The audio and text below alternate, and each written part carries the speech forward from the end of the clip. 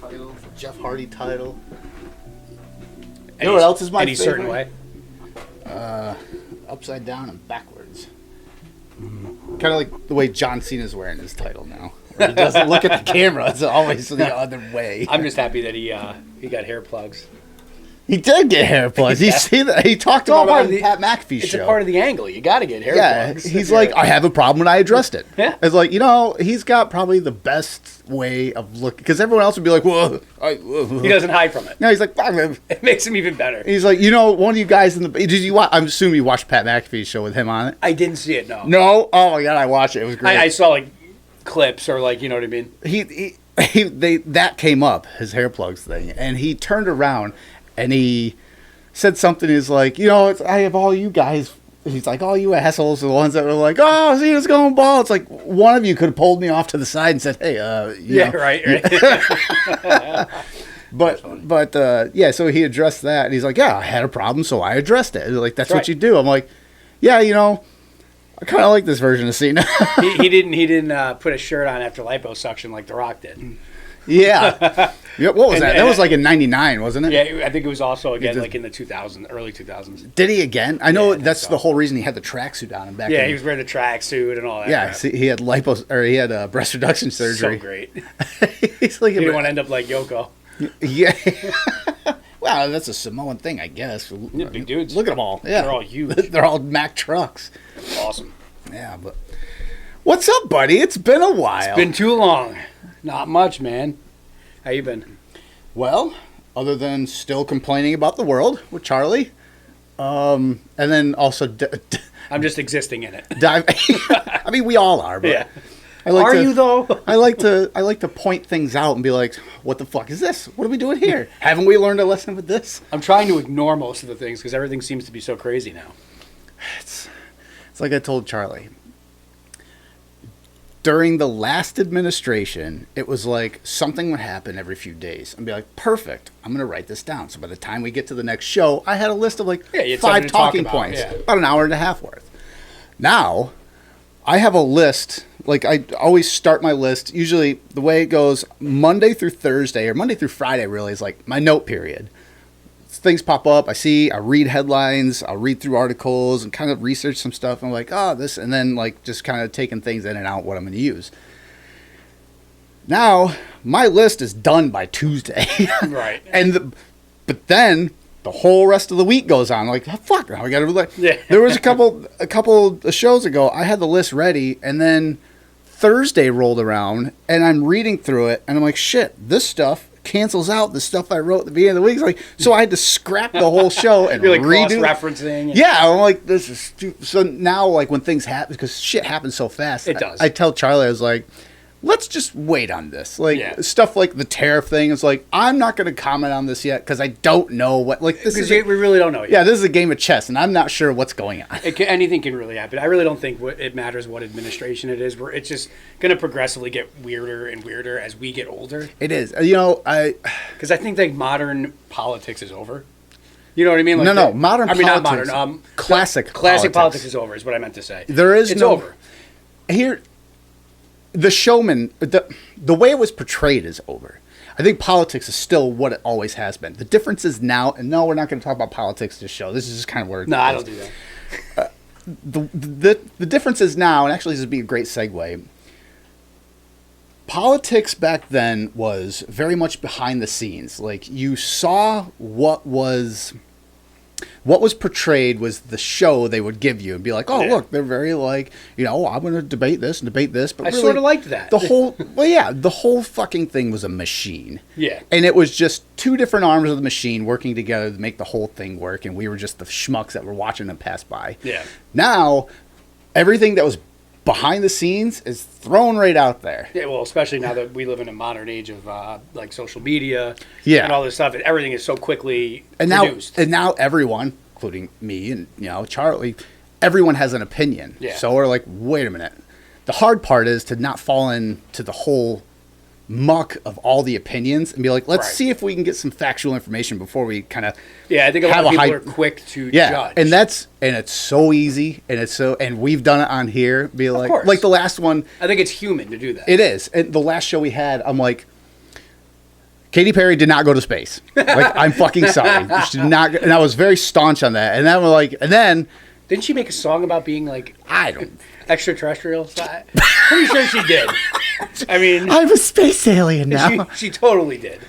I wouldn't doubt it. But like since that episode, I'm like, okay, she did go to space, which I gotta address this with Charlie in the next episode. But I was like, so she did go to space, but she went for like 3 minutes. Well, it was 11 minutes, and it was the same. She went to space the same way Jeff Bezos did. So like the equivalent is going up to a pool, dipping your toe in, and be like, "Whoo! I just swam the English Channel." Kind of went right here and then came back. Yeah, it was like, I mean, good for them. I guess. You know what that does for me? Absolutely. It doesn't. Actually, I would argue that directly in this moment, no. But here's something, and something I had a. Not really a debate, but we were discussing with her father. He brought up, he's like, "Oh, Elon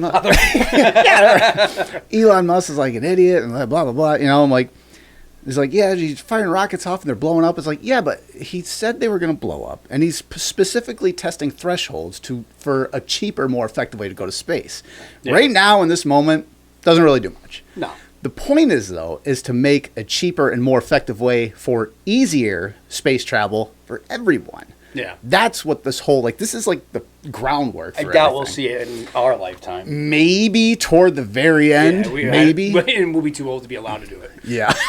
Sorry, oldie. Yeah. You old bitch. Yeah. But anyway, going all the way back to, like, the way politics is portrayed now, it's kind of goes along the same thing with wrestling. Like wrestling, the old days, like the show. Yeah, the show back then was like, this is what it is portrayed, but you don't look behind the curtain because you don't need it. Now the curtain's just right fucking out there. Like, there's part of me that I hate that for wrestling. I used to, but I like the fact that I know about it too.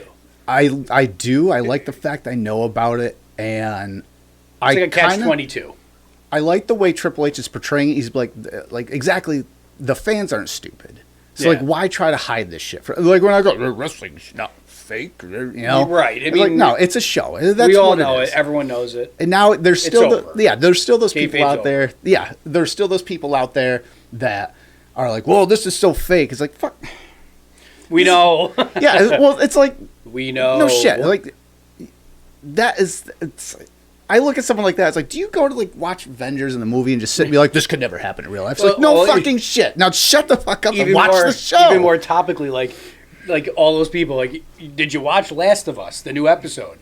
We all know what happened on that episode, and everybody's crying about it. Well, I didn't watch it. I don't watch anything. It's not real.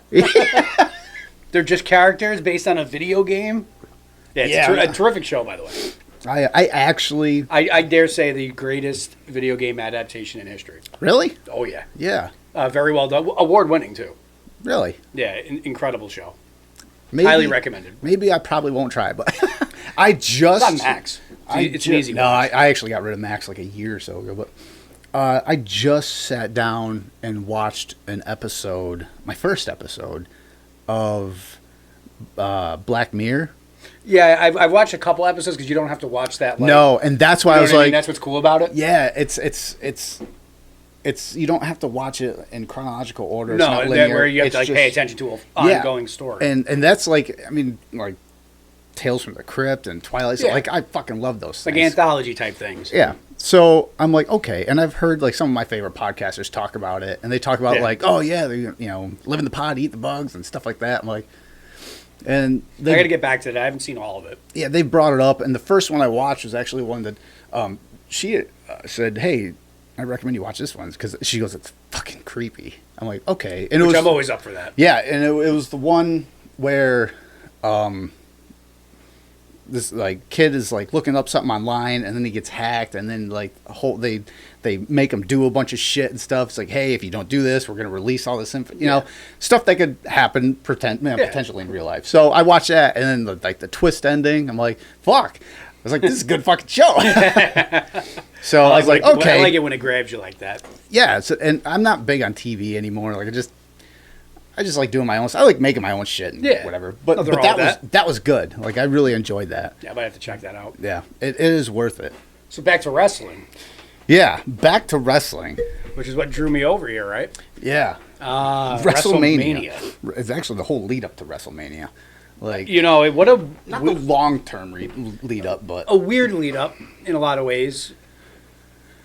Go ahead. I would say it wasn't as captivating overall, like the lead up, as it was last year. No, last year was holy crap! How did they get this all to tie together so beautifully? Last year was a 4-year story, right? And then just tying all of it together in the main event was just it really was cinema.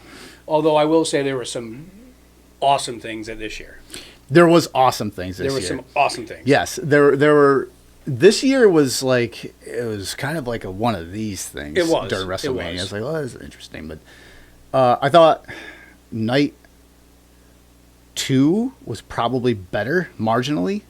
Yeah, I can agree with that, I think. I think because like the quality of the matches were probably slightly better. Yeah. There were no real lulls. No, not really, no. But before we get into WrestleMania, let's talk about Hall of Fame, because that was the night before. Yeah, tell me a little bit about it, because I didn't get to see all of it. Oh, you didn't? All right, so did you see Lex come out? I saw clips. Like, I did the social media clip thing. All right. So I saw that he stood. He did, which for a lot of people that were Lex fans, they probably would have been like, "Oh shit, yeah, I've kind of watched we already sort of knew. Yeah, DDP's a miracle worker. He's a magician. He is. He's guy's a goddamn magician. What he did with not only Scott Hall and Jake Roberts, but what he did with Butterbean, that was a huge. Well, there's also that one. I don't. The name escapes me, but the military guy. Oh yeah, I did. He got him to basically walk again. Yeah, I did see that. Unbelievable. But I mean, it's the same thing with Butterbean. Like Butterbean was in a wheelchair, barely, and now he's jogging and shit. I'm like, it's awesome. What the fuck? DDP. Yeah, DDP. I was like, dude, your best work is way after wrestling. That's a lot of people say that now. Wrestling was absolute garbage. Like for what you're doing now, And he got pretty famous in wrestling. Yeah. In the height of he's a 3-time heavyweight champion. Yeah, in the height of it of the wars. Yeah. He was a big part of that. But now he's doing God's work now. I don't know. He was probably like a secondary number one face kind of thing back in that day. Right up there with like Chris. Everybody was doing the bang and all that shit. You know what I mean? Everybody was. This is crotch chop and diamond back. Yeah, and too sweet me. Yeah. Yeah, or the middle finger. Yeah. They all got me in trouble somehow. But crotch chops weren't good either. I that actually did get me in trouble in 8th grade. Take me back. Yeah, that was awesome. It's like, I got sent to the principal's office. Suck it. You can't do that. What'd you do? Nothing. I saw it on TV. Yeah, and then they had the natural disasters. They went in. That's and cool. That was a really good speech from Tugboat. That was a tearjerker speech. Lex's was Kamala.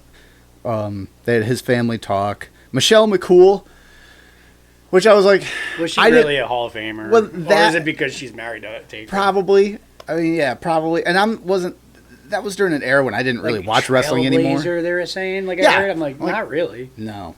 Not really, dude. No, I again, that was during an era I didn't really watch wrestling. No, I wasn't. There was like a 10-year period where I was just I would, casually turn it on, so I kind of knew who she was. Lay Cool and all that stuff. Like, I remember this stuff. But, no. But that one, I was like, this one's not for me. It was in a pretty terrible era. Yeah, that was the PG into the reality era, wasn't it? Yeah. I still know the eras. I just don't know what the hell was going on during. Cena, really becoming the number one guy era, you know what I mean? Like JBL and then going to Randy Orton and all that kind of stuff. And it was during all of that. So there really wasn't a whole lot to remember. No. I guess the wrestling then was awesome. Like, a lot of awesome matches during that time. There were some good matches back then. But the story-wise, wrestling's story-driven. And I was like, eh. Yeah, a lot of that was just like, oof. And especially during that time for me, I was like, wait a minute. So, those with the benefit of flash photography guy, he's like a mainstay. I was like, what? All right, whatever. I think a lot of the good wrestling was because Michaels was still going. Yeah. In his late. He probably did better than his early run in the 90s. And arguably, I think so. Yeah. His matches were way better. He didn't have drugs, didn't have nagging injuries and everything. The Kurt Angle Mania, obviously the 2 Taker ones. Yeah, the first Taker one. Masterpieces. The first Taker one. Especially. I think that was actually, they had a vote for like the top 10. And that was number 1. Yeah, that was number 1. And I would argue his match with Angle is one of the greatest things I've ever seen, too. That was what, 22? I think 21 or 22? I think so. I think it was 2005. I can't remember what number that is. 16 was 2000, so 21? Yeah, something around there for sure. But that was an amazing match. Yeah, and then Austin and Hart, that was the number 2, which was honored during this Which Hall is an of Fame. Absolute classic. It's one of the greatest. Did you see? Did you turn? I think it was night 2. I think it was night 2, and they all had the Hall of Famers go out there to honor him. Yeah, all right, come on. I get it. But you know the truth, right? You know what really happened? Because if you actually watch the full clip, I don't know. I just saw the clip. I'm like, you're talking about the face that. Yeah, I know. Like Brett was like. That's because right before that, you can actually see a clip of Stone Cold saying something to him.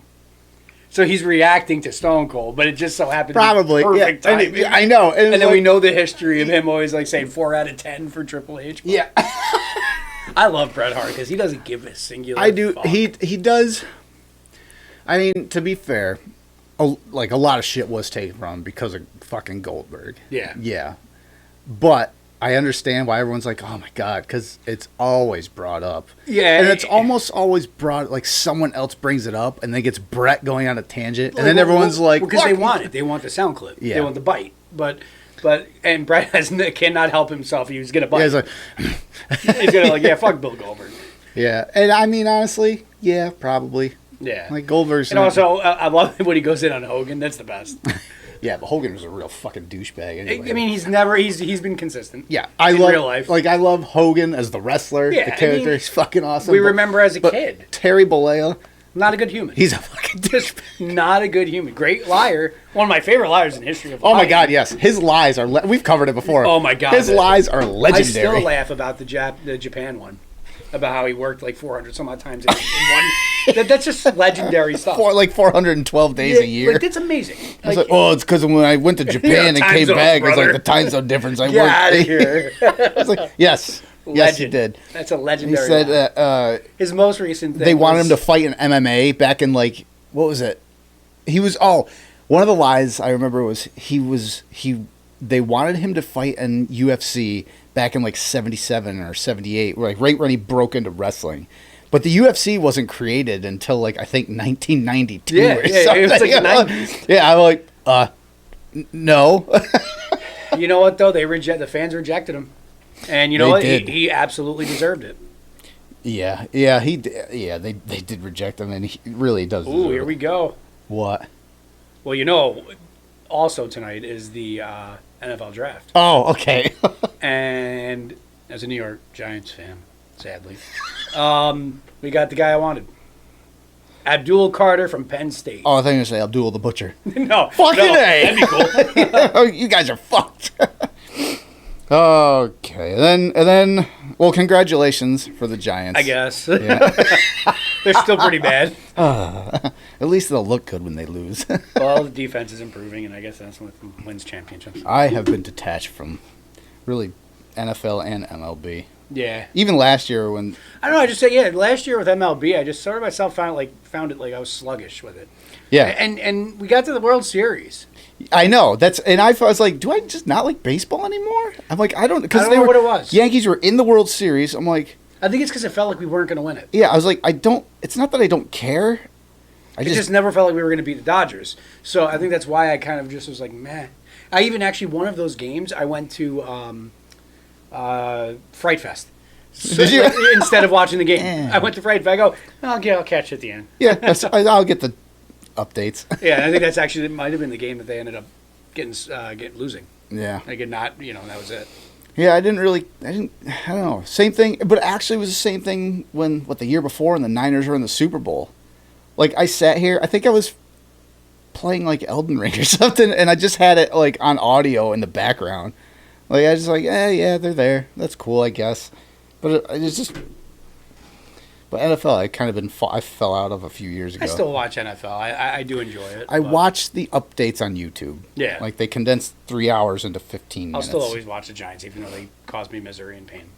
Actually, and I think that a lot of people say fair weather fan. I think that's a reason.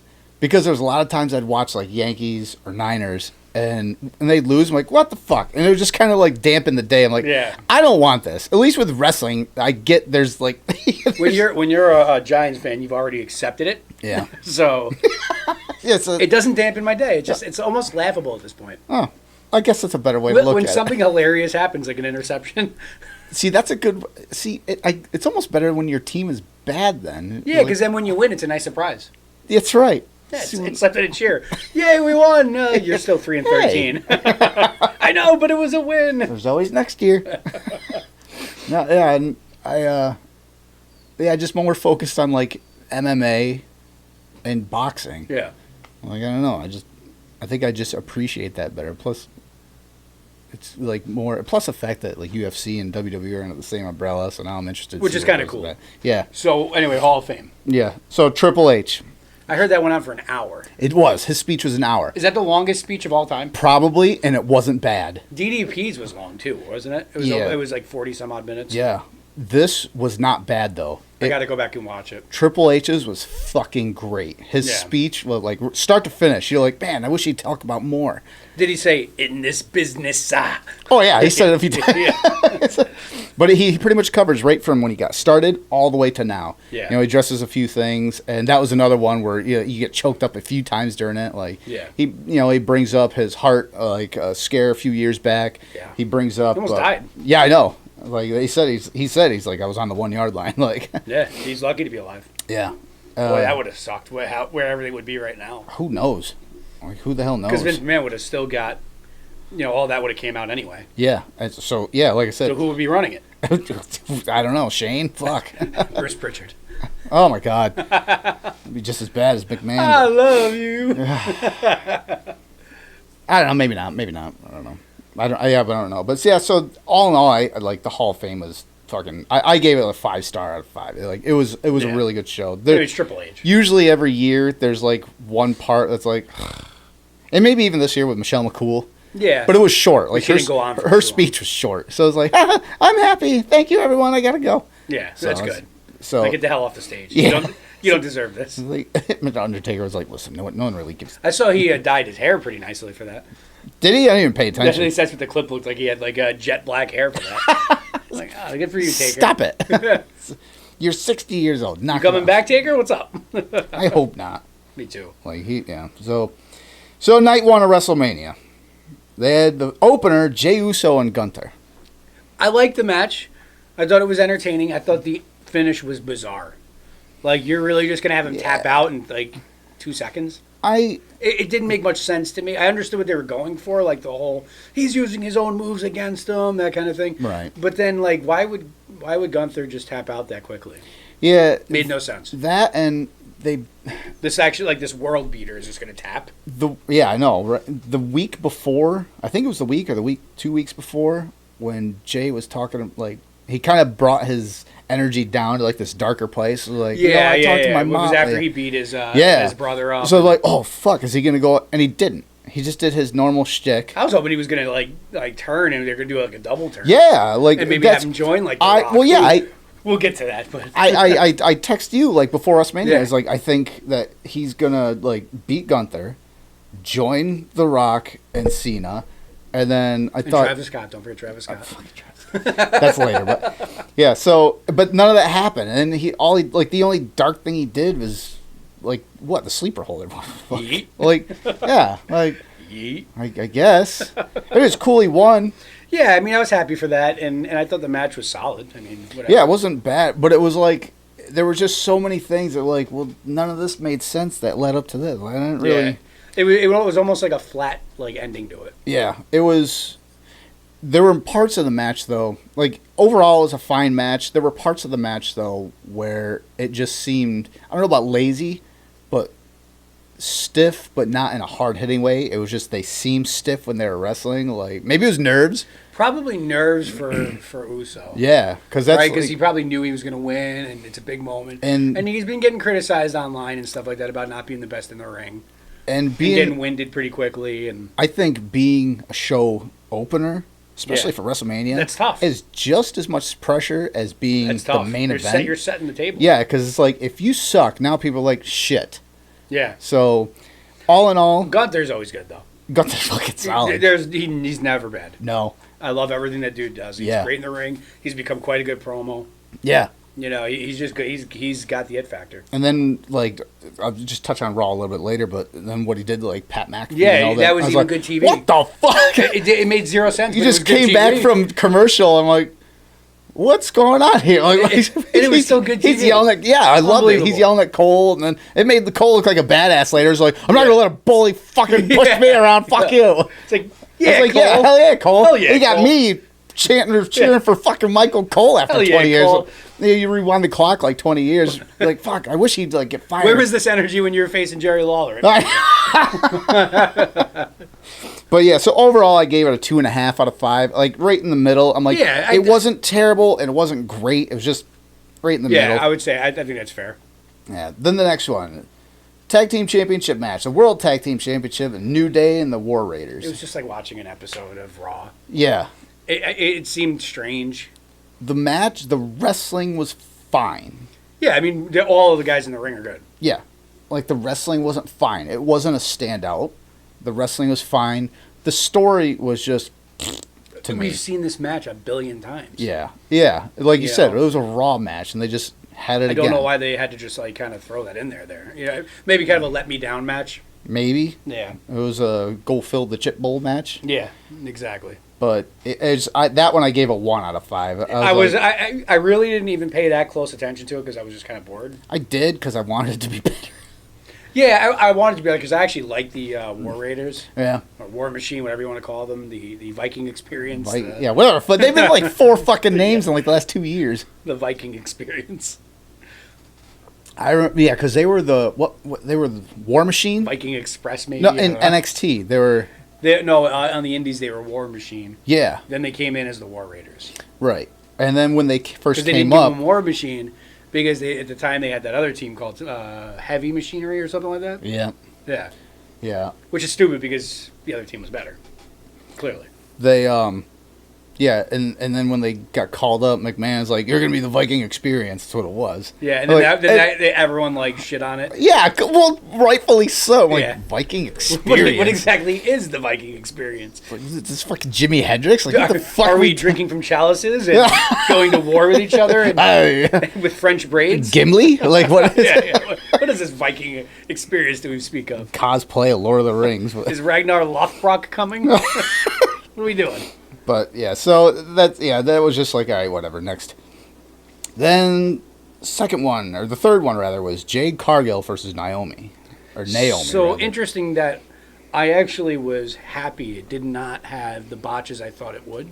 Yes, it was actually pretty solid. I mean, was it a good match? No, it was boring. But was it like without a Jade Cargill fuck up? Yes. Whatever they did it right. Well, I think that's why she was out for 3 months. They put her back in the performance center. Yeah. Just to tweak things. Allegedly, she did get injured, but one thing I did that I thought was a standout in that match, and I think it should be her finisher, was the move before her finisher. She did like a electric chair into a reverse power bomb.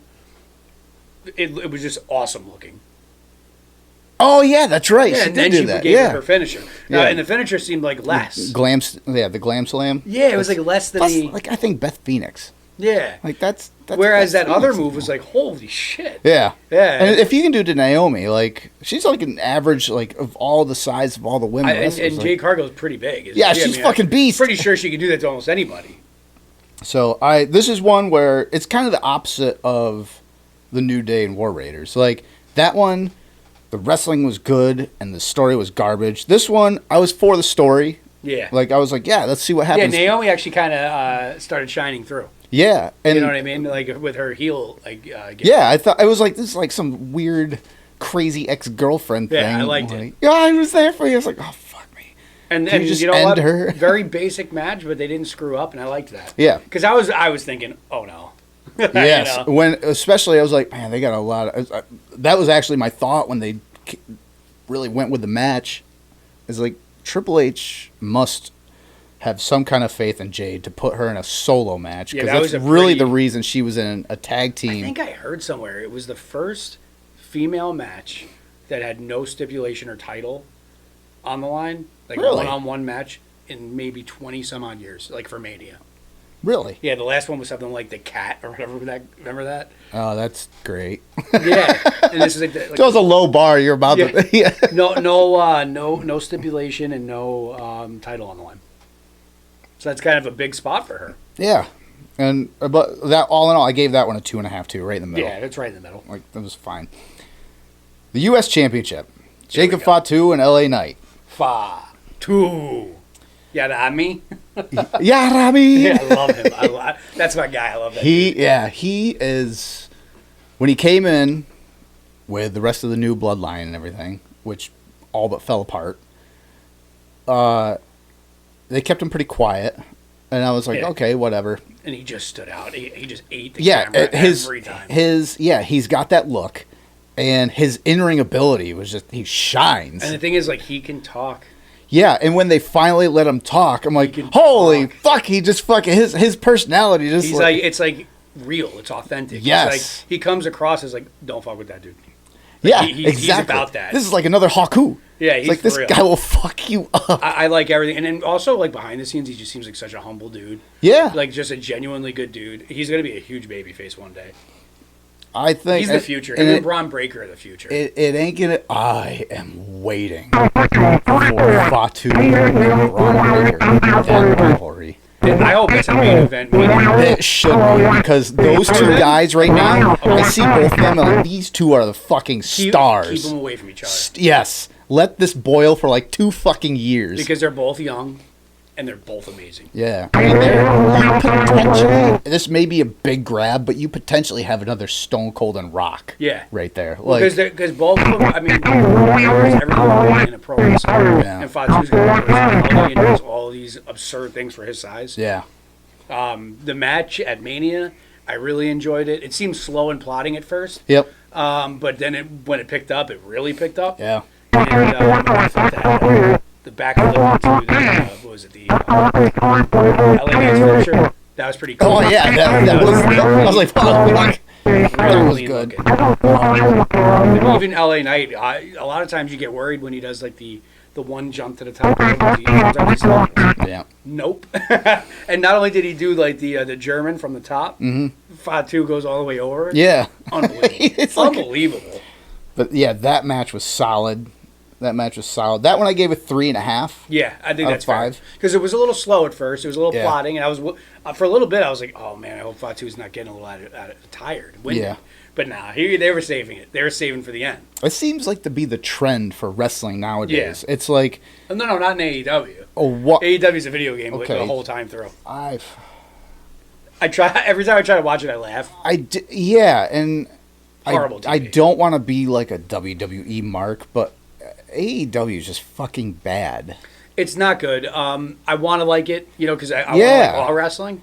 But how am I going to like something that really has zero quality in storytelling, and every match is the exact same?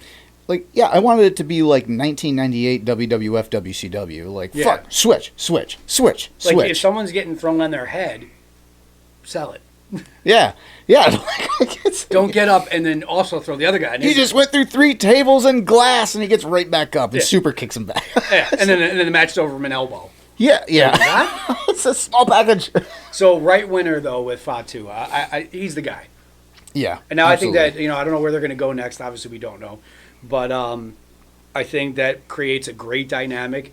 Now if they're still going to try to do something with the new bloodline. Now he's the one with the title. And Solo never got a title. You know what I mean? So now that creates like a good story. Is the new bloodline even still a thing though? Like, well, I'm sure that we'll find out tomorrow night. But I'm sure it's going to have something to do with Fatu coming out and saying, "Look, I'm the champion now, and Solo, you never could get this done." So now I'm the leader. It would be nice if they did something like that, because now, like, the original bloodline just pretty much all. I feel bad for like Solo a little bit because he did a good job. He did. He did a good. His character growth was good. He did a good mafia heel, and maybe he's just a victim of circumstance. Because when Jacob Fatu came up, be like, he just clipped him. There's nothing you could do to convince me that when they started writing the story for Solo, they didn't have him in mind. I think they always had Fatu in mind, and that's who they wanted for that role. But I don't think I can be convinced otherwise. But Solo did such a good job, they were never sure, in my opinion, if they could sign Fatu because of his transgressions, like when he was younger. Right. But I think that role was always meant for Fatu. But now that it got him, and it was like, oh shit, now what do we do? Because this guy's eating up all the camera time. But that's a good quality problem. It's better.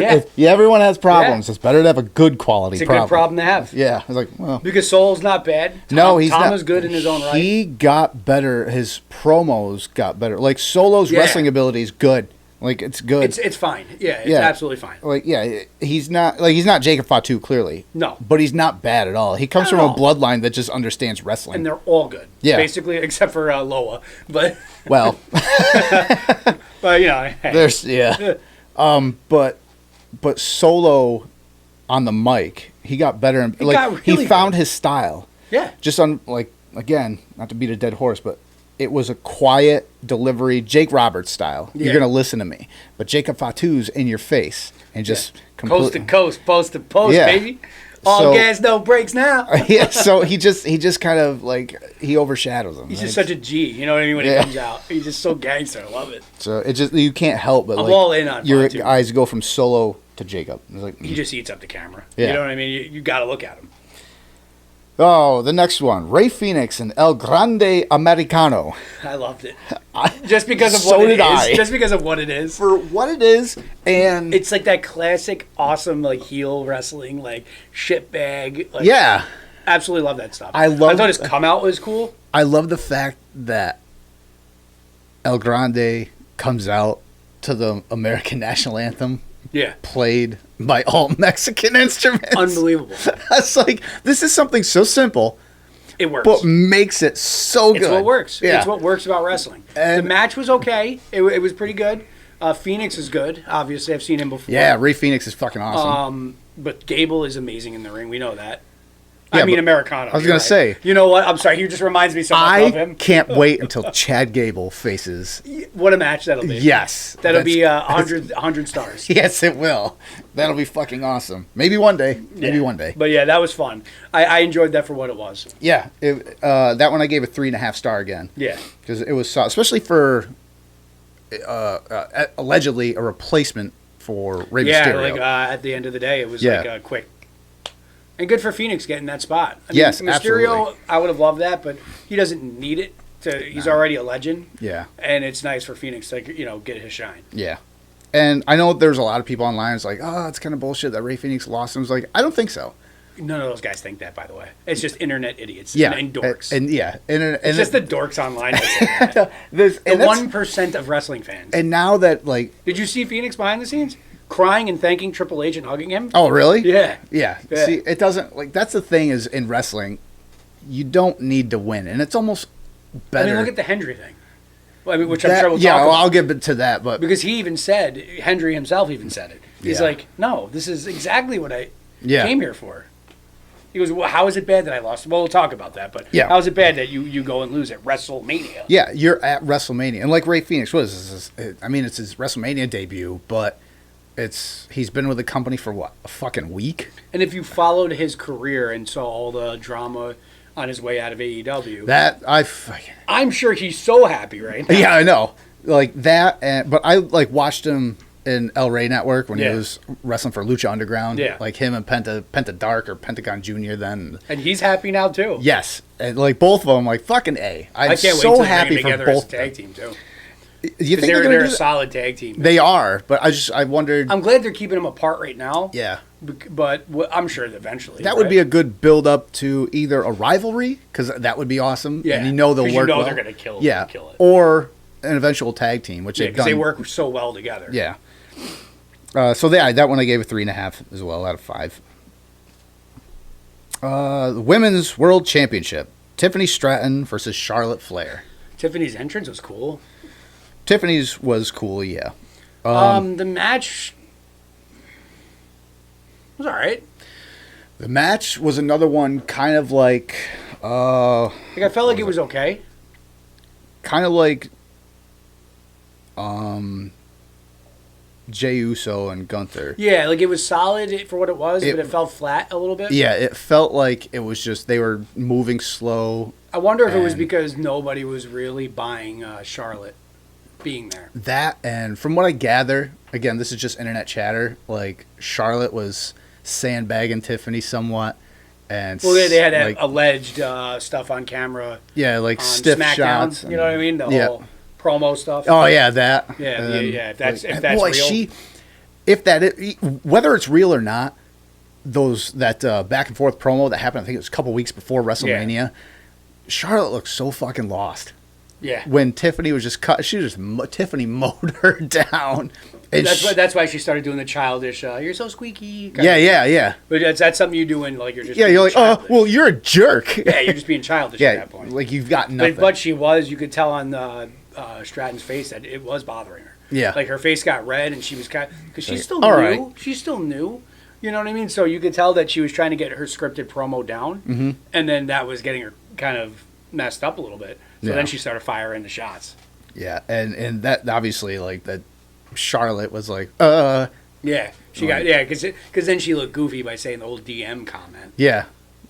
Shout out to Kaiser. That was like, the Kaiser DM thing, where I'm like, I was watching it, I'm like, that's just fucked. Like, he handled it so good too. What do you say? Like something like no thank you or something? Yeah. Some shit like don't flatter yourself. Yeah, that's what. And then when he was on TV for the first time, he said something like, "I know what everybody's waiting to hear," or something like that, and he built him up for something ridiculous. Yeah, but that one I actually gave a 3-star, and I put generous. Yeah, that's a fair. Generous 3-star. I think that's fair. The ending, I gave it a 3-star because Tiffany won. Yeah. And she looked pretty badass doing it. She was all fucked up in her face. She had blood. Looked like a chipped tooth. It did. Did she chip? But no, she wasn't. It was just blood, yeah. Yeah. But yeah, so... Entrance was pretty cool, too, though. Yeah. So yeah, that one is generous 3-star. CM Punk with Paul Heyman versus Seth Rollins versus Roman Reigns. Easily my favorite match of the weekend. Yeah? Yeah, for me personally. I thought the build-up was the best story build-up for the weekend. I thought the quality of the match, you got 3 guys that are the 3 best. Yeah. You know what I mean? Yeah. You're not really going to go wrong. No. Even if it's a slow match, they all know how to tell a story in the ring. And it wasn't sloppy. It was. There were times where I actually got really involved and invested in it. I was watching it with. I was at my parents' house because it was the Easter weekend, Mm-hmm. And my family's in the room and I'm watching it, and it was that one towards the end moment where there was the everyone does their finisher to each other. Yep. And I'm like, because I wanted Punk to win. I didn't care who won, to be honest, because I like all 3. No, it's just no matter who. But I was like, oh no, shit! Like I was actually reacting, and I was like, this has got to be a good match if I'm reacting as if like I'm a child again. There's probably about 4 or 5 matches in both nights where I was like, oh fuck! Like I was actually like, holy shit! I really enjoyed this one. I thought the swerve was a little predictable. I think a lot of people were saying, is he going to just say screw everybody? That's what I told you was going to happen. Yeah, I think I said it too. Yeah. Is he just going to screw them both over and go with Seth? But then on Raw, they made it even cooler. Oh my God, yeah. They made it even cooler. Yeah. So yeah, that was my favorite match of the weekend. Yeah. I thought the nice touch was that nice thing they did for Punk beforehand. Boy, what like the whole the video vignette. Oh yeah. Boy, who would have ever thought 10 years ago we'd be here? I know, right? They hated each other. After all that, they hated each other. Well, Punk's relationship with Seth, Punk's relationship with Vince, WWE, Punk's relationship with Triple H. They like, really, you can tell they've all really grown up. Yeah, they're all like fucking. Because there's no way that Seth and Punk really hate each other like this now. I don't think they. That's all. Because they probably don't go to Denny's together, but he's amazing in interviews, Seth. Like at blurring the lines. Yeah. He's been doing it for like his whole career. What, 25, 26 years, something like that? Whenever he got started in Ring of Honor. Yeah, and they're all so. Especially like Seth has been really good at it. Punk, they just blur the lines very well. Yeah. And you know what? I really enjoyed it. I did.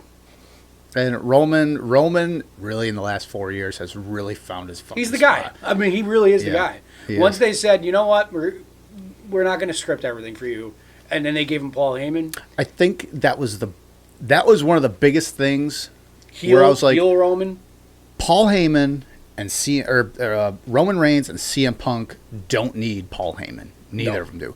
Really, Seth Rollins doesn't either. Seth is quite good on the mic when he's not doing the whole shit. Like, you know what I mean? He doesn't need Paul Heyman either.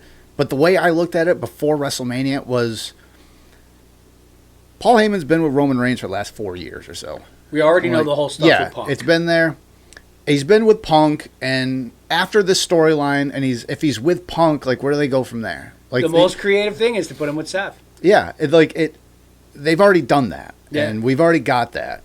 It's only going to make Seth. It might put Seth back. So with Seth, it's going to turn the most heads if Heyman joins Seth. Got my attention. Yeah, and it did. I watched all of Raw, and I never do that really anymore. Yeah, so did I actually. I sat down. I'm like, I was playing Elden Ring actually. I'm like, oh shit, Raw's on. Yeah, I almost never watch a whole episode of Raw anymore. Yeah, I did. Yeah, so did I. I absolutely did. So all in all, I gave that a 3 out of 5 stars for night 1. Well, what'd you give that match? Oh yeah, that match I gave 4 out of 5. I would probably give it a 4.5. Right. Me personally, I'd give it a 4.5. Yeah, it was good. There were no 5-star matches, I don't think. No. But 4.5 for me. That was the best. Maybe I'd even go as far. Actually, no, I stand corrected. There was one 5-star. I gave a 5-star. Oh, I know what you're gonna say. But I would go as far as to say maybe even 4 3/4 for that match, just because of the emotion. Right.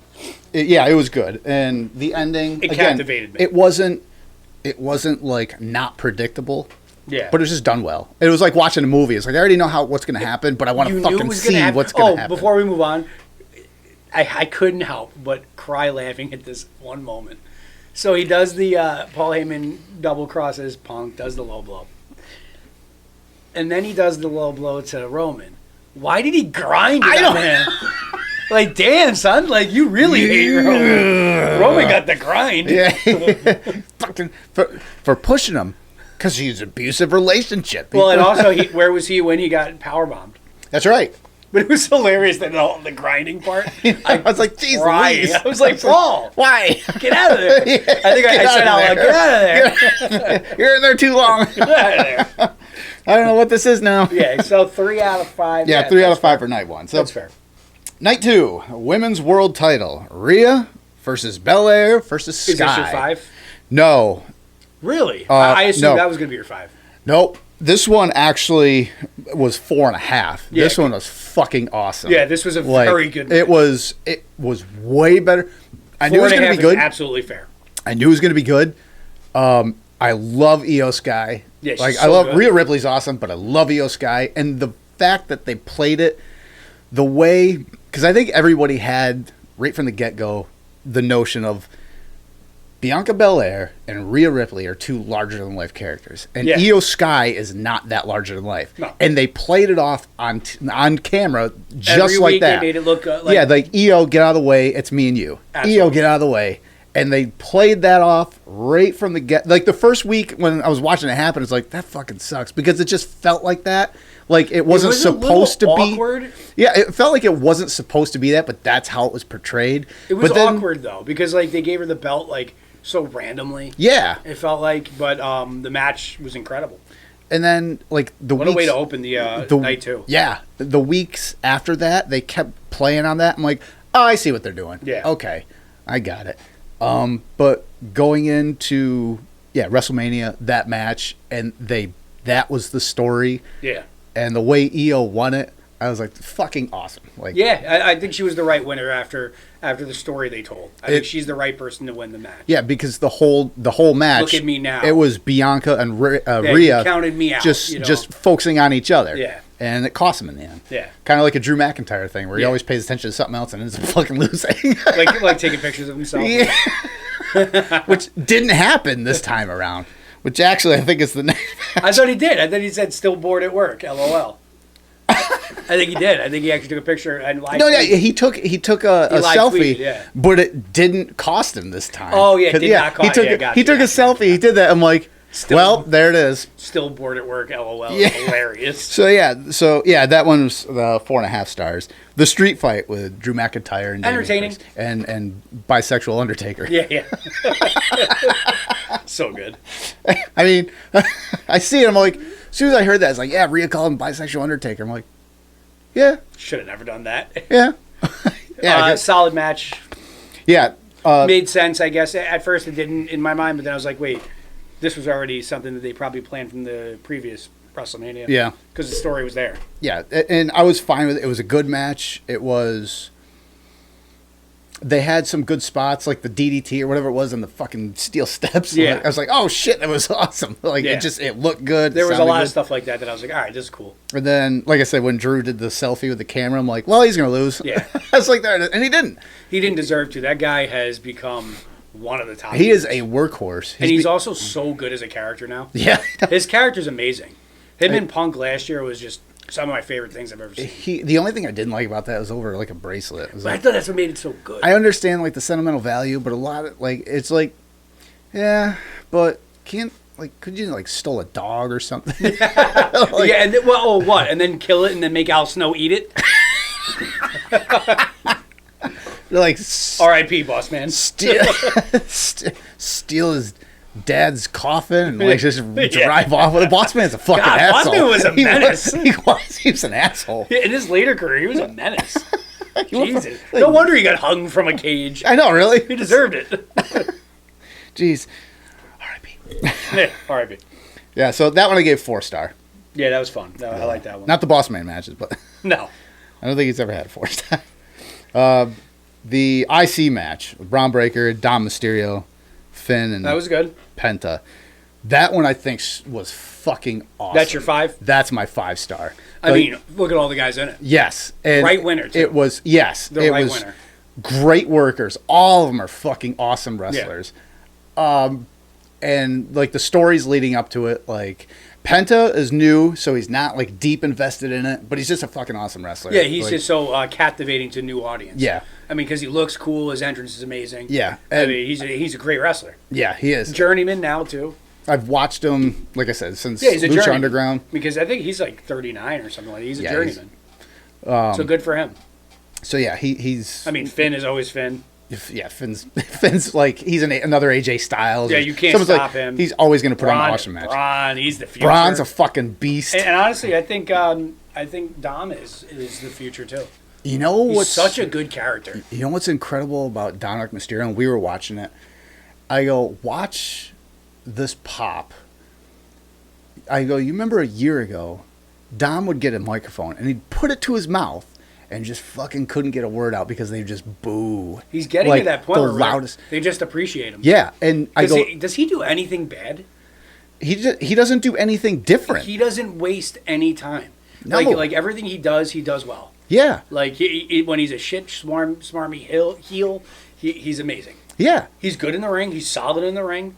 He is, and like I told her, I go, this is like organic. Yeah. When the fans like finally, yes. The same thing with Roman Reigns. Yeah. Organic, like finally, yes. Which is amazing for Roman because they tried so hard to manufacture it, and they was being rejected. Yeah. Until he won them over. Yeah. And that's awesome. Like that's when you know like the crowd has spoken and be like, this is the guy. He could be a heck of a babyface one day. Yeah. If they do it right. I mean this is kind of like the seeds been planted to do that. I'm not ready for that yet though. I love shit heel Dom is like love shit heel Dom. Yeah. Dirty Dom's awesome. My only question is like, what are they gonna do like the whole Judgment Day? It doesn't even feel like the Judgment Day. Well, they got the tag belts back. They did. I mean, it's not that they don't have... The night after, the ladies. Like, the accolades. Yeah. But it's just... Like, is Don the leader now? Yeah. It's like, well, there's no leader. It's fine, but when it was Rhea, Finn, and Damian Priest, like, that was the Judgment Day. Yeah. Like, they were a force. And now it's kind of just like a bunch of, like... Although like, Carlito... Carlito's fucking hilarious. The greatest. The greatest. He's hilarious. Yeah. He's gonna be like the new R-Truth. He might be. Yeah. After R-Truth, that's finally. And R-Truth is going to be 150 years old. I know, and he'll still look like younger than us. What the fuck? What do you do? Like, what? Black don't crack. Yeah. Yeah, that one I gave 5 stars. Yeah, that was a good. That was a lot of fun to watch. And then when he won the title, and then he went for the the curtain call, the baseball term, the curtain call. He went, and the fans fucking loved it. They popped for it. Did you see the Steiner math? Yes. The day before. I did. I was watching it, and I was watching it live. Down and too. And he is like, "What are your chances of you winning here?" And he goes, "Well, they say an average man." I'm like, "No way." At least he like. And he did it flawlessly. Yeah. Well, at first I'm like, "Oh, that's awesome." He's just like kind of a tip of the hat, and then he just went with the whole thing. I'm like, "Get the fuck out of here!" It's Steiner math. Yes, I'm like, "This is fucking awesome." I love that. Yeah, I'm a big Braun guy too. I think he's just gonna be him and Fatu, man. Yes. Those are the 2 big guys coming up. Yeah, there's a lot of young talent right now. It's like, these guys are going to be the fucking crop here. And this is awesome. And both those guys are young, too. Yeah, they are. They're not veterans. Oh, they're veterans, but they're not. They're not going anywhere. Like an LA Knight is like 40. He's been around for a while. Yeah. What the hell was he known as before? Oh, my God. I just saw it like a couple days ago. And he was like Eli Drake. Eli Drake. Yeah, that's what it was. I almost said Ethan Page, but that's another guy. Yeah. Yeah. So, 5 star. Okay, so the Orton Open Challenge. A good moment. Good moment. Yes. It wasn't going to be like a 5-star or anything like that. Nope. It was a terrific moment for Joe Hendry. And I popped. I popped when he came So did I. Actually, I was I was standing up in the living room, and Orton was cutting his promo, and I stopped. I looked over. I'm like, "How?" She was walking upstairs. I go, "How much do you want to bet it's gonna be Joe Hendry?" And I turned around. I said something to her. I go, "Say is." I go, "I fucking knew it." I thought there was still a chance it would be Rusev. Really? I had no idea. Talking about like the Monday after, I had no fucking idea Rusev was coming back. You see, I saw like something on like social media that he had re-signed with them. So yeah, like I'm kind of glad I'm not in that. 2 ago. Yeah. But I thought it was going to be maybe him because he's polished and he would know how to work with Randy Orton. Mm-hmm. It makes sense to me, for just a oh shit moment. Yeah. But I actually liked this was my oh shit moment. I liked it better that it was Hendry. Yeah, I thought it was awesome. And I know he didn't get buried like everybody was saying. He got offense in. Yeah, it wasn't a bury, and even if it was, like you say. Like Joe Hendry was like, no, this is awesome. Like, how is it bad that I just got a RKO'd at Wrestlemania? Yeah, and like in front of like 60,000 people. Ever, yeah, in front of 60,000 people by Randy Orton, 14-time heavyweight champion, widely regarded as one of the greatest ever. And the fucking fans, they all know him. Yeah, it's not like hey, who's this guy? I mean, when his music pops, his music hits, everyone pops. Yeah, and they fucking all sing his music. Like, you're over already. I read like Triple H congratulated him, said that that's exactly what you're supposed to do, and get used to it because you're going to be back. Yeah, yeah. You know what I mean? Like, it's obvious he's going to be back. Oh yeah. Like he's like your money. He's older than you think though. What is he like? Mid-30s. Yeah. I think he's like 36 when I looked it up. That's fine. Yeah, I mean, they still got a few years. It seems like wrestlers are older now, like on average. It's funny what happens when you don't do drugs and take care of yourself, what you can do. Look at Joe Rogan. Yeah. He's 57. He's a fucking monster. Meanwhile, in wrestling back in like the 70s, these guys looked like they were 400 years old. And they were only 31. They were like 32 years old. They were like horseshoe broken down. Like Hogan had horseshoe hair at 22. And like... Yeah, but again, when you take care of yourself a little bit, drink some water every now and again. Yeah, you could actually, Yeah, it's, wow, you look good. Not bad. Yeah. That one I gave a 3-star for what it was. Yeah. Like, it was a great moment. It was fun. It was a WrestleMania moment. Joe Hendry's awesome. It's what you want when you watch WrestleMania. Joe Hendry has a fucking earworm theme song. It really does. It really does. And he's actually quite funny on the mic. Yeah. The guy's good. He's really good. Yeah. And I can't wait until he comes like to NXT or whatever. He'll probably go to NXT. He was on Tuesday. I saw that. Yeah, I actually saw that today. Tuesday. Yeah. It was funny watching him go out there. Like the other two, I'm like, huh. Yeah, it's like these two are like just like rock solid studs, and he's just like a dad at a barbecue. Yeah, like, hilarious. They looked very funny. Yeah, this Oba Femi guy that's like 900 feet tall and like juiced to the gills. But yeah, so that was good. That was fun. AJ Styles and Logan Paul. It's fine. The wrestling was good. Yeah, I mean, it seemed like a very shoehorned in rivalry. Yeah. That exactly was going to be my point. The wrestling was fucking good because Logan Paul is good. AJ Styles. I hate saying it. Yeah, I don't. AJ Styles is AJ Styles. Yeah. He's one of my all-time fucking favorites. AJ Styles has he ever put on a bad match? No, he knows how to work with good wrestlers, obviously. He's like the modern day Shawn Michaels. Yes. He never puts on a bad match. No, he's fucking good. And, doesn't matter who he's in there with. And Logan Paul, as much as she fucking hates the Paul brothers. Well, almost everybody does. Yeah, and rightfully so for a lot of shit they've done. They've made a lot of dumb decisions. Yeah, but I go, one, wrestling fans, and I've said it over and over and over, are notoriously forgiving. Oh, yeah. And very, very short Except memory. for Hogan, we're done with his shit. Give it a couple of years, and I can almost guarantee. Maybe, because if Chris Benoit could be, like, now, I'd be like, yeah, he did some shit, but he was fucking awesome in the ring. But I don't think they would ever mention him again. On TV, WWE, probably not, no. But I'm talking about just fans in general. Like, you say, like, Chris Benoit, he's like, fucking awesome wrestler. Douchebag. Yeah, one of the greatest technical wrestlers of all time. But an awesome wrestler. Wrestling ffans have that weird forgiveness in them. I was just like so shocked over the about top Hogan, though, getting booed. That was, yeah. Because it seemed like it just... And everybody was saying, oh, it's L.A. It's L.A. It's because that's more of a... But then they went to Texas. And they booed his name in Texas. Well, that and Undertaker's fucking... Undertaker and Kane endorsed Trump. And they didn't give a fuck. Yeah, no, because they're still going to cheer him. Because he's a legend. No, Hogan, they're just done with him being a piece of shit in real life. Yeah. And rightfully so. Yeah, I mean, he's hard to really get behind a racist. You know what I mean? Yeah, like now, like I say, it's like I fucking love Hogan as the character, but Terry's a fucking douchebag. Yeah, how can you not love Hogan? I mean, we grew up on that. Yeah. Yeah, but that match was fine. Oh, that's what I was saying. Bizarre way to just throw it together at the end. But. Yeah. Yeah. So I was like, yeah, Logan Paul's a douchebag. But this kid is a fucking star, and he belongs in a wrestling ring. He's so good at what... Yeah, he works the crowd. Natural heel. He understands, like... Great on the mic. Yes. Great in the ring now. Yes, he's fucking phenomenal. I love his finisher. So... That like tilt-a-whirl type of, like, DDT. Yeah. Incredible. So I was like, he is a douchebag, but there's a lot of wrestlers that are. Yeah, I mean, a lot of them are not good people. No. But, I mean, he's a star. He's a wrestling star.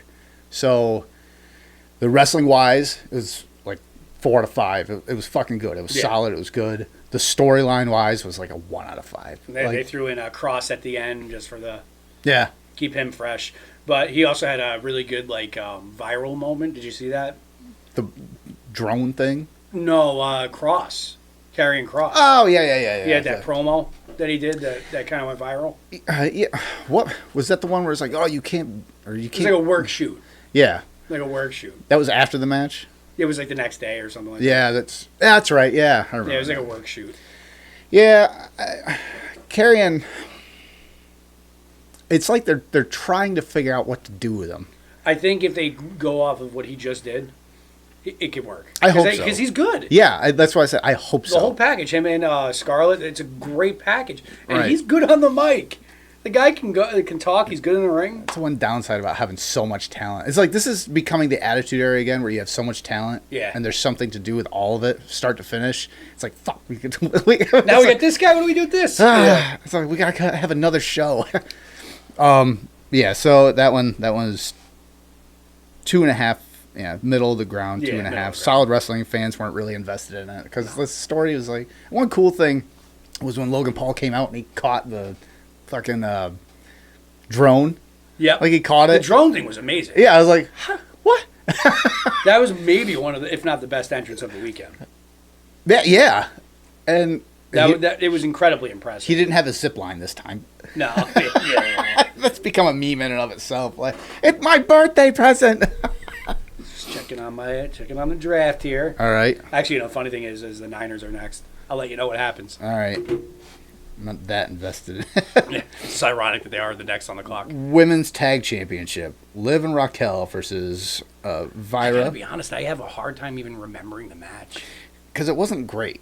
And why did they do Bailey like that? From what I gather, like, I feel like they did her dirty a little bit.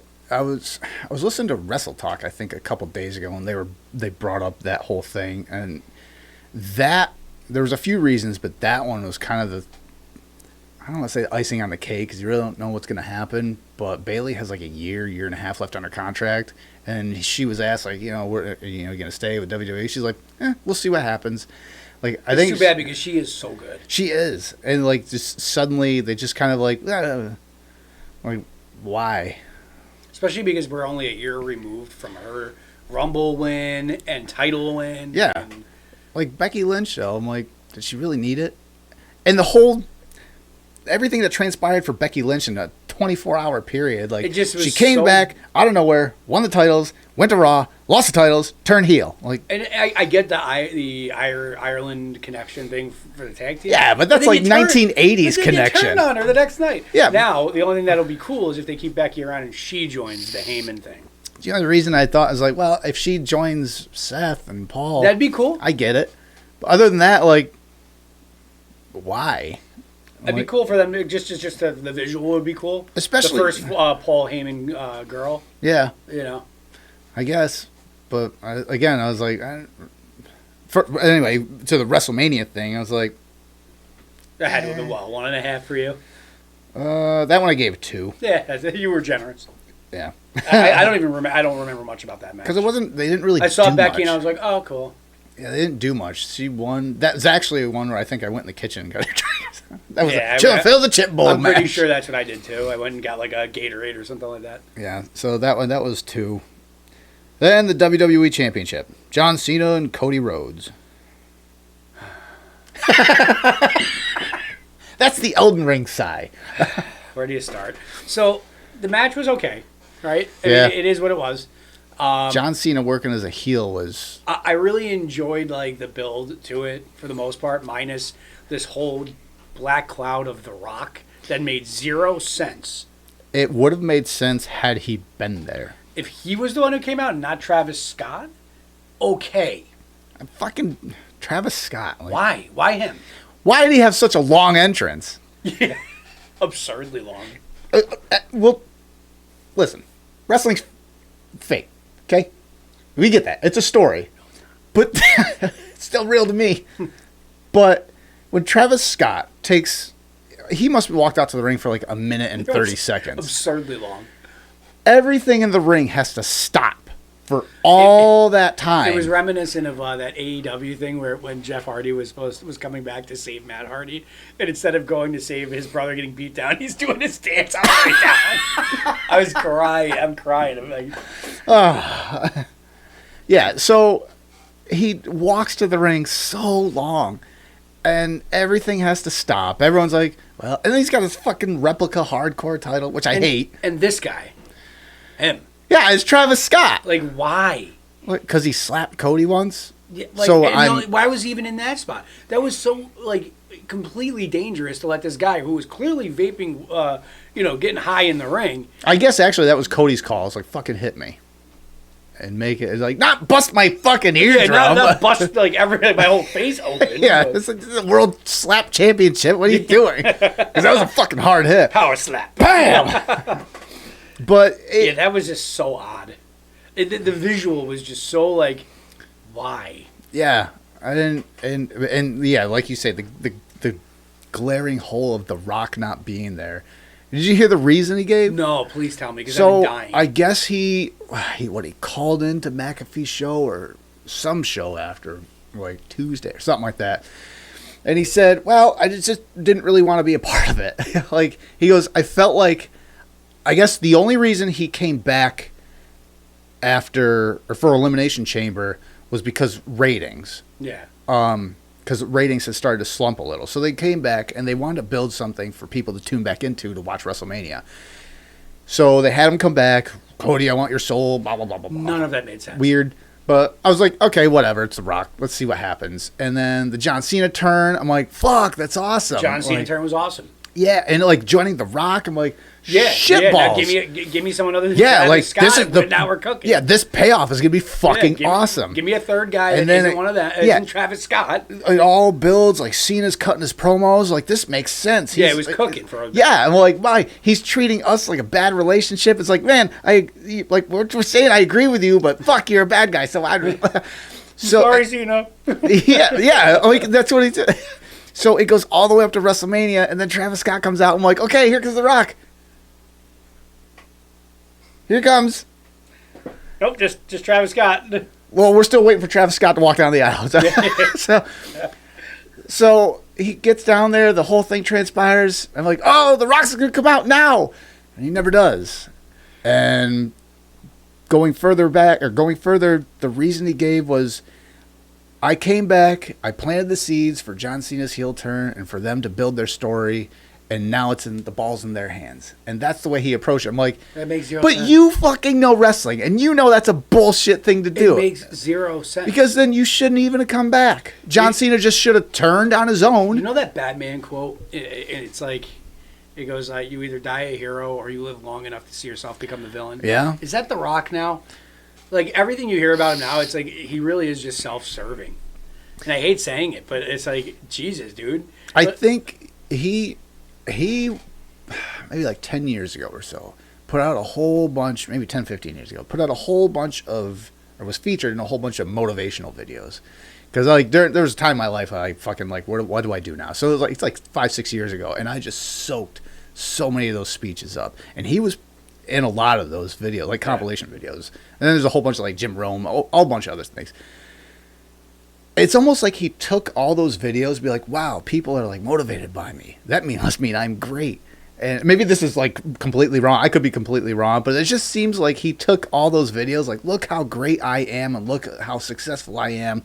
And then he just catapulted himself to a wrestling status in the real world. Yeah. Like, he's trying to work real life. Yeah. Like, you dial it down just a little bit and like do that on camera. That's awesome. Like, you don't have to do this in like on a business. You better be careful, or he's not going to film a video giving you a truck. I don't want a truck. That's another fucking bill. Yeah. Well, he's going to buy it, but the insurance. But I got to pay. Here's your Bugatti truck. Yeah. Have fun paying the insurance, bitch. You jabroni. Yeah. Damn it. But yeah, so he didn't show up, and it was just stale. And then watching Cena work heel, you could tell Cena has not been a heel in a long time. Yeah. Because he was kind of working slow pace. He was doing what he does, but just turn the speed down to half speed. Like a heel would do, like work slow. So he was doing his, like, it was almost like he was insulting himself. Yeah. What he does, like all the 20 years prior, is like, oh, this is what you want. Okay, see me. Yeah. You know? So I guess he was doing a good job for not really working heel in a long time, because he can't really do the Dr. Thugonomics thing. That was 20 plus years ago. No, that would be way out of place now. I know when he first turned heel, it's like, oh, we're gonna see the Dr. Thugonomics come back. It's like, nah, because he already did that. He used to say some real out of pocket shit. Yeah, he did. That I think nowadays you get canceled for. Or Probably. Yeah, he said some crazy shit. Probably. I mean, I think we're coming out of the cancel culture a little bit. Like, we're not tone police. But go back and look at some of those. They're wild. We're not tone police as bad as we were like even a year ago. Yeah. But we're not that far returned. No, we're not. We can't come back to that yet. That was like right out of the Attitude Era. So we were still like Wild West. Yeah, he was saying some wild things back then. But we're not.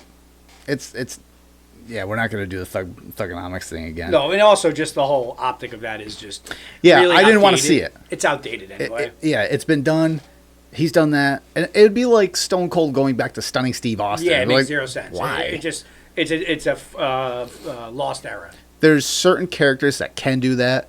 Mick Foley with Cactus Jack. Or Taker, for whatever reason, is timeless. Yeah, there's certain characters that can Cactus do Jack that. is totally timeless. Yeah, because he can just come back like a maniac like that at any time. Yeah, but then there's other characters like, I don't want to see fucking, I don't want to see Batista come back as like the deacon.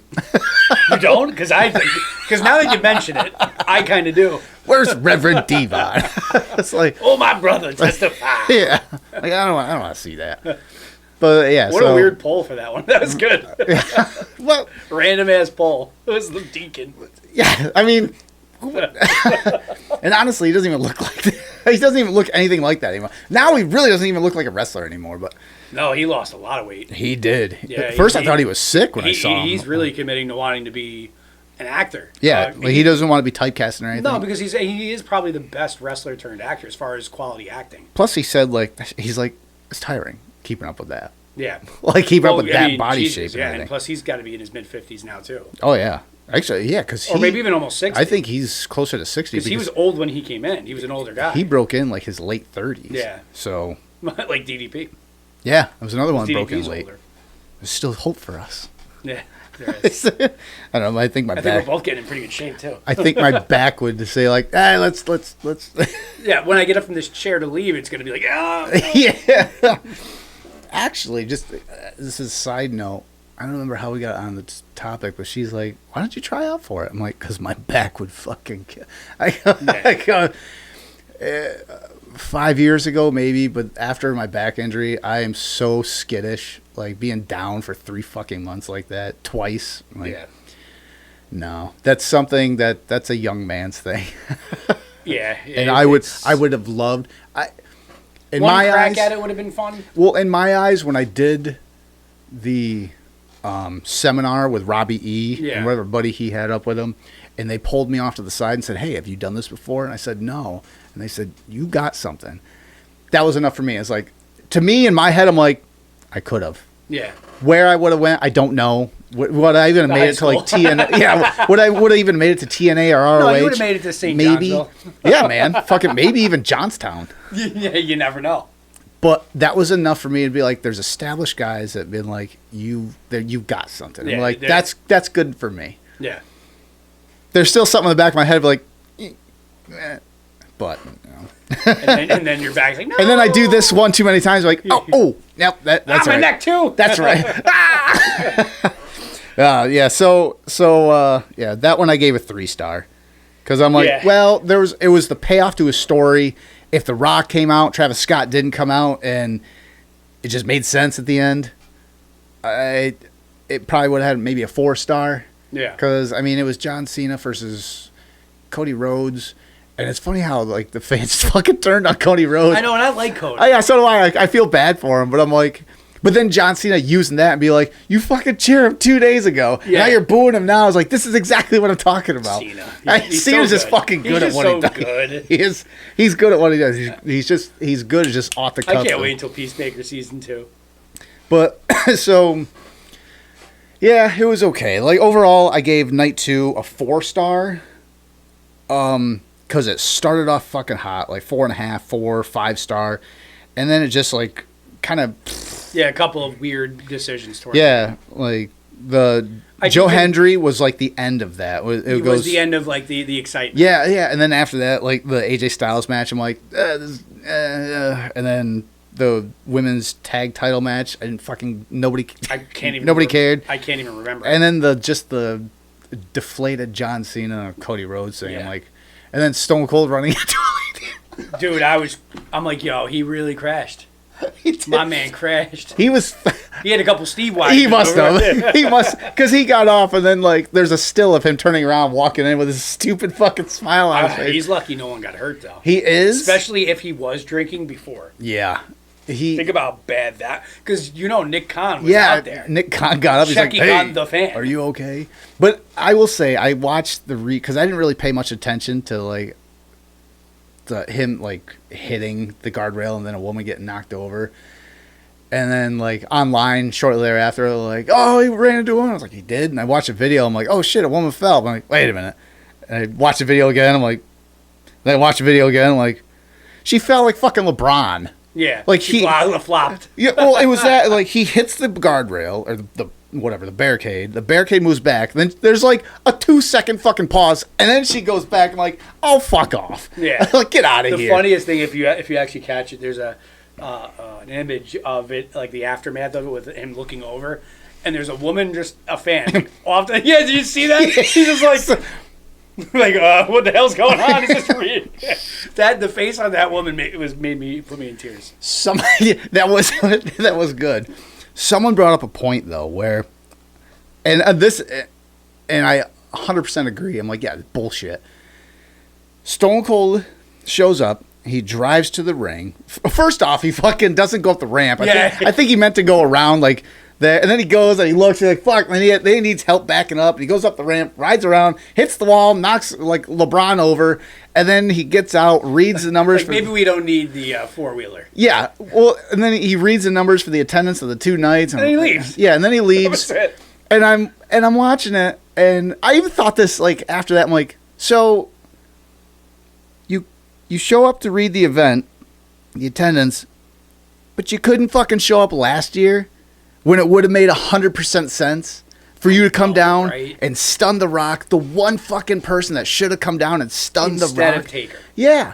Taker made way less sense. Yeah, like Taker was fine, and it was a good replacement. Yeah, I mean, if you're going to have a replacement, you want it to be someone as good as but Taker. Like Stone Cold's the glass shattering would have fucking been there would have been pop after pop after pop. It would have been maybe one of the most iconic moments since Andre and Hogan. Yeah.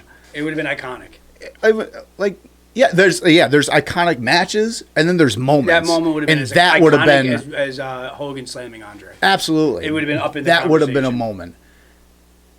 But you show up to fucking run a woman over and read numbers. Like, what bizarre world are we living in? What timeline? Yeah, like, what did they offer you more money to do this? Like, what? The CERN Super Collider just completely altered all of that. Yeah, like, damn it. I'm in the wrong universe. Yeah, well, what timeline is this now? God. Yeah, so overall, that was a 4. Overall, for both nights combined, I give it a 4-star. That's fair, because it was still fun. Yeah, it was a good WrestleMania. It wasn't bad. And I'm not so invested as I used to be, like, 10, 15, 20 years ago, where it would bother me how decisions that they made. I'm not a mark. I don't care anymore. No. So I just watch it to be entertained. Yes. And it's such a great feeling. It is. So all you young fuckers out there. Stop caring so much. Yes, because you watch it as a movie now. And I think that's the biggest thing is when I started watching. That's why the internet is so stupid. Yeah. Corny. You guys are dorks. Just enjoy it. And this is coming. Like, I mean, look, I got fucking belts and shit. You're a fucking loser. yeah. But like when I stopped watching it, being like it's the fucking NFL or something like that, and started watching it like I go and watch a movie, I'm like, this is awesome. Yeah. Like the goofy shit they do, that's fun. Enjoyable. Like Joe Hendry. When I stopped really investing myself so much, where I was almost like one of those nerdy like internet people, like, yeah, I can't believe they actually, like that kind of shit. Like, nah, it's actually enjoyable now. Yeah. And I think another thing that helped me do that is paying attention to politics, what me and Charlie do, is then I'm like, I need to turn off. And I turn wrestling on. I'm like, oh, thank God. Yeah. At least the world makes sense now. I turned all the politics stuff off a long time ago because I just couldn't do it anymore. Yeah, I still watch that as I pay attention to that as like a show. Yeah, I just can't. That's the best way I can do it. Because it's a strange reality. It is a strange reality. It's fucking everything weird. Is. I mean, it's been a strange reality for a long time now. Yeah, many years. It has been. So I don't even know what the hell we're doing, but that's a show for Charlie, I guess. Because when I think of who should be talking about the future of our society, it's Charlie. That's why I have him go. And before we close up, well, there's a couple other things. Oh, okay, go ahead. One, which actually happened before WrestleMania, the acquisition of AAA. That was interesting. That was that was like out of nowhere for me. I was like, yeah, that was shocking to me. What? I was like, what is going on here? Wasn't that the guy who did the flips on AEW? Yeah. So, and then they announced the When Worlds Collide thing. That'll be cool. Yeah. I'm like, so first I'm like, are they gonna have like any wrestler? I'm like, nah, they'll probably have like Ray Phoenix and Pentagon and like pretty much the ambassadors of WWE. And the guys that probably already know those guys. Right. Can work with them. Yeah. So I was like, all right. Either way, I'm like, that'll be fun. We'll see that. And I think we get Rey Mysterio to kind of make an appearance. Yeah, it's the same day or same weekend as the next pay-per-view, which I think is Money in the Bank. I think it's Money in the Bank is the next pay-per-view. There's no Backlash or something like that. Oh yeah, it is Backlash. That's right. Yeah. Yeah, I think Money in the Bank's usually in the summer.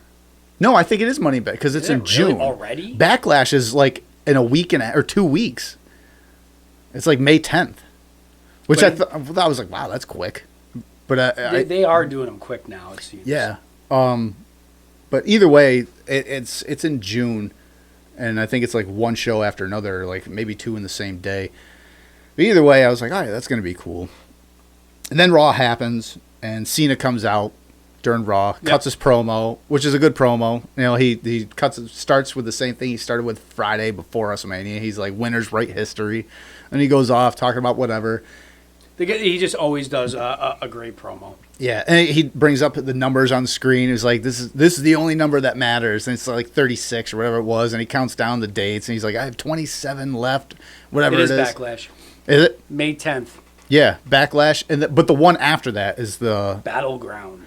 No, that's NXT. Yeah. Then Worlds Collide. There's a Saturday Night Main Event in between there. Then it's Money in the Bank. You're right. Okay, yeah. But I guess the next pay-per-view would technically be Backlash. Yeah, that's Backlash. But again, it's May 10th. I was like, that's like fucking... And it's in St. Louis. And that's Randy Orton's hometown who's getting the world title shot. Think he's going to drop it that quick? No. I didn't think so. But that'd be a cool moment for Randy Orton at home. I kind of hope Cena walks off with the title like he says he's going to. Me too. Like Punk was going to do. Yeah.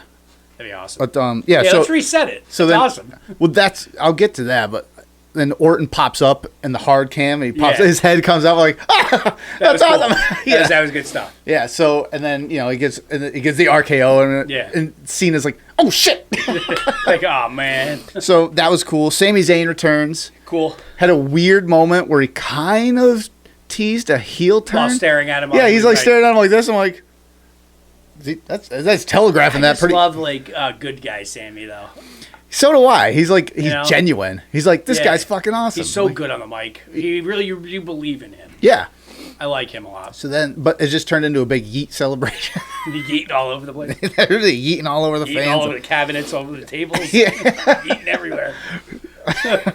Rusev returns. That was cool. He looked good. Great shape. The weird setup that he just buried fucking... The tag team, like that would seem weird. Yeah, it was like... A very odd placing return, but I liked it. Yeah, so he came out, but like I said, I had no idea. So all of a sudden I see his music, I'm like, what? Holy fuck. It's Rusev Day. Yeah. By the way, happy Rusev Day. Yeah, happy Rusev Day. Yeah, happy Rusev Day. What else? Judgment Day story continues. Yep. What happens in Vegas? I'm here for it. What happens in Vegas stays in Vegas. Yep. I'm like, okay, that's probably going to build to something later. SummerSlam, maybe. Absolutely. Then the Seth and Heyman, which was the best thing. I mean, what a way to follow up. Right, yeah. So they I did not see the Braun Breaker thing. Neither did I. And boy, that was so happy. The biggest surprise. I was like, oh my God, yes. It's like if there's any new wrestler that paired with Paul Heyman is going to benefit. He's been actually coaching him like behind the scenes in real life. Yeah. Like he's been kind of like taking him under his wing. But now he's going to get to do it on TV. Yes. And the three of them together looked good. Yeah. It didn't look out of place or like a weird faction. It looked like it made sense. Yes. You know what I mean? And I was like, man, if there was another wrestler, you'd think maybe Jacob Fatu, but Jacob Fatu doesn't need it. No. Like Braun Breaker has all the tools in ring, but it could use work on the mic. And Fatu would look a little bit weird, I think, like visually with Heyman and with Seth. Plus, they did that. Yeah. With the bloodline. The Braun thing looks like all these guys look like they should be a faction together. Almost. Yeah. And Fatu should be a guy that's going after them. You know what I mean? Yeah, like if he eventually makes that face. He and now Braun Breaker is going to be like the ultimate, like just freight train like fucking enforcer, heel. Yeah, like an actual enforcer, not like a Solo Sikoa enforcer. Yeah, no, this guy's going to run you through. This guy's going to run me into the next fucking county. Goddamn spears, dude. I know, he runs at like 30 miles an hour. It's unreal. What do you do to... Oh, what the hell is Carlito, he just killed a bunch of times. Yeah, that one... what was his name? Was it Speed or Kai or whatever the fuck it was? The one influencer there at the Royal Rumble. Oh, my God. It looked like... That poor kid. It was going to look like in Helldivers. You get blown up and like body parts go everywhere. It's like, that poor kid. Whoa, I show Speed. Yeah, that's who it was. I saw that one like, oh my God, he just killed him. It's like his spine is detached. Unbelievable. Yeah, and then Cena, like you brought up, like the kind of riding off into the sunset thing with the belt. Yeah. I kind of hope it does because he brought it up during Raw, and he's brought it up like in the Pat McAfee show. Specifically with this title, he's like, he goes, I'm not like ignorant to what's going on. He's like, there'll be another title, there'll be another champion, be whatever, they'll have a tournament, whatever they do, but this belt, the Bruno Sammartino, the Hulk Hogan, the Rock, the Triple H, Stone Cold Steve Austin, Bret Hart, this one comes home with me. So this title and that lineage is no more. It's like now they'll make a new title and you can start over, but wrestling as it is dies. I love that. And then when he talked about that, then I actually, because first I'm like, oh, he's gonna bring this belt home with him. I was like, okay, we'll get a new belt, whatever. But then he cut that promo or interview promo, whatever. I'm like, it gives guys a reason to be like, no, you can't take that with you. There is that angle, but I'm actually for it, and I'll tell you why. Because now, one, like we talked about all the way at the beginning, wrestling is not what it was before. Now the door's open, like, so to speak. You get to see how it happens. Now they have shows where you see how it happens. Yeah. Not only documentaries, but WWE themselves are putting out, this is how we do it. Yeah, like the LFG show. Yeah, so now it's a new genre. It's a new dawn of wrestling. Yeah. So that era really is no more. So it would make sense if John Cena, the last, or one of the last of that era, takes that title away. Now with the acquisition, well, now you're in TKO, Endeavor owning TKO, which has UFC and WWE under the umbrella. So now it's this big conglomerate. With the acquisition of AAA, the partnership with TNA, and who the fuck knows what happens, there's been rumbling of New Japan Pro Wrestling and WWE maybe working together. Nice. If that happens, that's a new era of wrestling. The old era, the old guard is all but dead. Yeah. So if they redo the lineage, I mean, you can still talk. It's like, yeah, the WWE had all these champions up to now, but really you can just still bring back legends. Hit the restart button, and this is the new lineage of new whatever title. Please don't make UFC's for belts. I hate UFC belts. Yeah. Like a new lineage, and that's the reason behind it. Is like that is the old style, the old. Like the Mark would pay attention to is like, oh man, the secrets behind the scenes, and this is the show, and those two things are separate, and it's not that anymore. So if that's what he's talking about, I'm all for it. It'll be interesting to see. Yeah, but I have a feeling though they're going for the angle if someone needs to stop them. But if they do that angle, it's still good. Yeah, and they're gonna run. Someone needs to stop them from taking the title and the lineage and everything. Probably be Cody. It works, right? Maybe Cody should be the guy to do it. Maybe he would represent the new. He would represent the youngest of the old guard because of Ric Flair, because of his dad. You know, that would make sense. And Cena's last match, who should it be? Punk. I think it should be Punk. I think that's definitely on the table. It's an iconic rivalry. It is. They work amazing together. I mean, even their moment at Chamber was just some of the best stuff I've seen in a long time. If his last month is December, so that would... Orton would make sense too, but they're already doing it now. What they're going to do now. I think Punk would make sense for this reason. So, rewind the clock, was it 10, 15, or 10, 12 years, whatever it was? The whole, I'm taking the belt and leaving, right? If Cena wins his match and leaves with the title, I think being against Punk would be the best option because it would be the complete role reversal of Punk winning, blowing the kiss to Vince McMahon. It would also be cool for Cena to cut a promo like with Punk in the ring and going, I actually like you more than I like some of the guys in the back, like reversing the pipe bomb thing. Yeah. That'd be kind of cool. And John Cena going over Punk, taking the title, and even if he did the whole blow a kiss like on the stage back to Punk and walked off with the belt, exactly what Punk did, whatever, however many years prior. 2011. Yeah, I think that would be a great send-off. It would be. If he was to lose, probably Cody Rhodes. Right, yeah. Unless someone else pops up between now and then, which makes sense. It's possible that he loses the belt before he leaves for good. Maybe. You know, I hope he doesn't. It's not a given that he's going to have the belt from now until December. No, it's not. But I hope he does. Like, he's got enough dates left on his... Because some might argue that he loses the belt, comes back, and somehow wins the fans back. So that way he can get sent off the right way instead of leaving as a heel. Doesn't make sense for him to leave as a heel, does it? I don't know. That would be the other argument, though.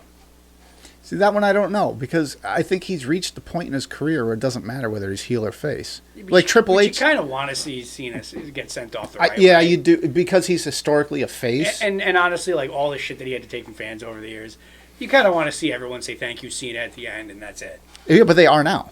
Yeah, true. Yeah, true. But that's the way wrestling fans are now, and his whole angle what did is just Bryan that. Say? Fickle. They're fickle. I mean, we are. Fickle. We really are. But I mean, that's the way. That's his whole angle now, being a heel. Is the fans like boo him for so long, or at least the way I look at it is like you got the Let's Go Cena Sucks fans now have switched. And it's the same chant except it's fucking other way around. Yeah, they went the other way. Yeah. Now it's like you get the deeper voices in the audience go Let's Go Cena, and like the kid voices going Cena Sucks. After the U.S. Open all those years ago. That's when Cena made me a fan.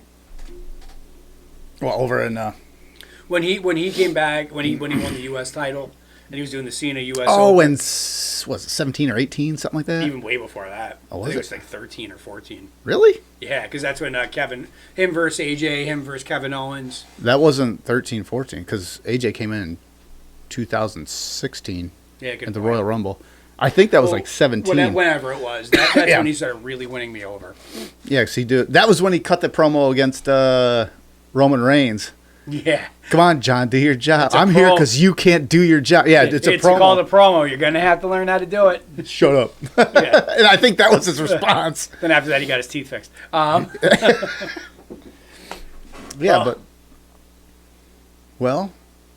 was WrestleMania and the whole thing. And that's the new season after Raw. That's the new season of wrestling. This is the start of the new season, and we'll have to check back in soon. Yeah, right off the bat, we can make this like an every at least big pay-per-view or something. Yeah, we'll check back in. Where the fuck are we here? Yeah, it's been too long anyway, and I didn't need to ask you how your dick's doing because it looks like it's doing okay. It is. I've been looking through the glass of the table. This whole episode. That's why he's looking at his phone. They're like, oh, what's? I actually had the camera on and I've been filming it. Picks up his phone like this. And what's? Oh, flash! Oh, my phone does that sometimes.